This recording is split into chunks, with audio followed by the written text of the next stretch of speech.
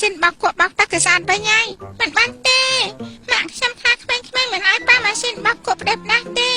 ខ្ញុំកັບឃើញម៉ាក់ខ្ញុំប្រើខ្ញុំចេះវិធីប្រើនេះឡើងចាក់ទឹកចាក់ទៀតនេះឡើងភាសាសាអូខាងនោះទៅវាតែ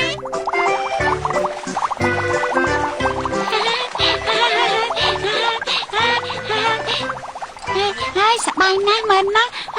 ពពុះវាហោះទៅហើយមែនណាហើយពួកយើងតដេញចាប់វាទៅ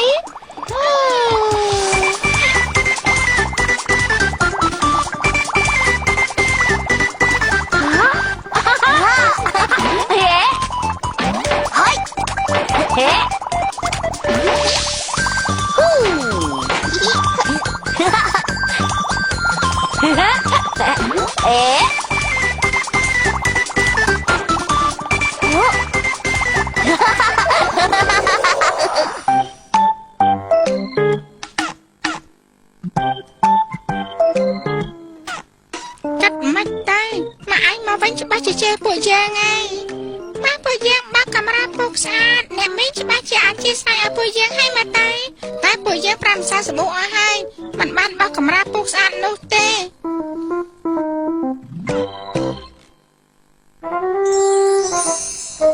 ខ្ញុំដឹងធ្វើយ៉ាងម៉េចហើយម៉ាក់ខ្ញុំច្បាស់ជាមិនដឹងទេស្ងួតឲ្យមើលទៅខ្ញុំទៅសាកាមេរ៉ាពូកសិន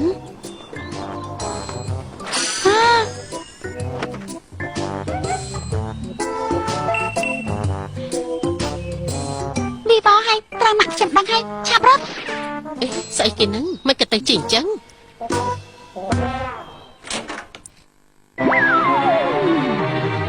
ក្បាលធំឆាប់បោះស្រាយមកតើវាយ៉ាងម៉េចទៅវិញទៅម៉ាក់វាយ៉ាងម៉េចហ្នឹងហ៎បាក់ក្បាលធំពេលនេះពួកយើងគិតយ៉ាងម៉េចអ្នកមីងអាចប្រាប់ម៉ាក់ខ្ញុំទេបើប្រាប់ម៉ាក់ខ្ញុំច្បាស់ជាមិនឲ្យខ្ញុំចេញមកលេងទៀតនោះទេខ្ញុំក៏អញ្ចឹងដែរប៉ាខ្ញុំច្បាស់ជាមិនឲ្យខ្ញុំញ៉ាំចំណីមួយខែឯណោះក្បាលធំឯងនៅcảក្នុងទៀតហើយខ្ញុំអត់នៅទេលោកប៉ាកុំចូលមកបើមិននៅមិនក៏មានគេនិយាយឯងធ្វើខុសមែនទេក៏ខ្ញុំធ្វើឲ្យប្រឡាក់កាមេរ៉ាពុកណាម៉ាក់ឯងនេះចំតែម្ដងហើយ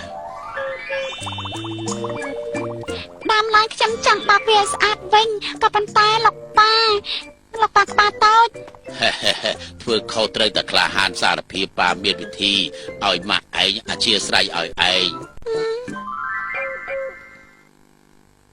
ម៉ែ